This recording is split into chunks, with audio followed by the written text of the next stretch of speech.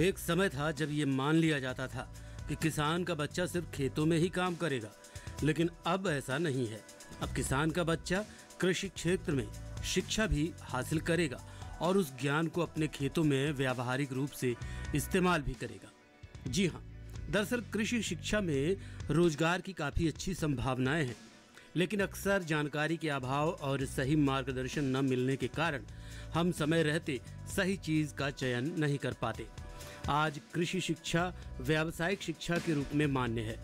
कृषि क्षेत्र की पढ़ाई करके छात्र कृषि वैज्ञानिक, कृषि अभियंता, पशु चिकित्सक और कृषि पत्रकार आदि बन सकते हैं। शिक्षा में कृषि क्षेत्र चुनने वाले छात्रों की संख्या हर साल बढ़ रही है। हर साल स्नातक और स्नातकोत्तर डिग्री कार्यक्रमों के लिए अखिल भारतीय प्रवेश परीक्षा आयोजित कराई जाती है।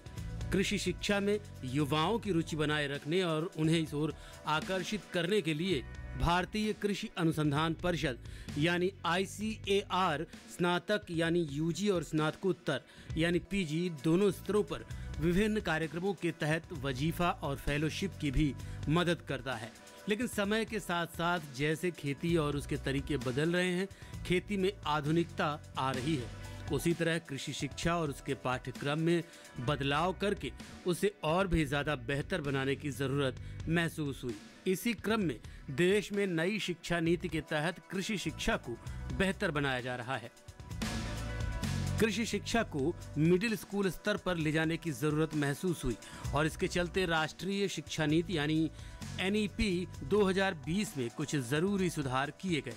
स्कूल स्तर पर कृषि शिक्षा और उसके व्यावहारिक इस्तेमाल का बच्चों को ज्ञान देने से दो फायदे होंगे। एक फायदा ये होगा कि गांव के बच्चों को खेती से जुड़ी स्वाभाविक समझ में वैज्ञानिक तरीके से विस्तार होगा।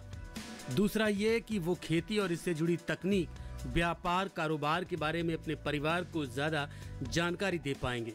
इसमें देश में कृषि उद्यमशीलता को भी बढ़ावा मिलेगा। नई शिक्षा नीति में स्वरोजगार और स्किल डेवलपमेंट पर ज़्यादा जोर है, यानी छात्रों को मौजूद समय के हिसाब से हर क्षेत्र में इस तरह तैयार किया जाएगा कि वो देश विदेश कहीं भी अपने कौशल का बखूबी इस्तेमाल कर सकेंगे। छात्रों को ऐसी शिक्षा दी जाएगी जिसमें उनका संपूर्ण विकास हो सकेगा। साथ ही इसमें छात्रों को कई तरह की सुविधाएं भी मिलेंगी।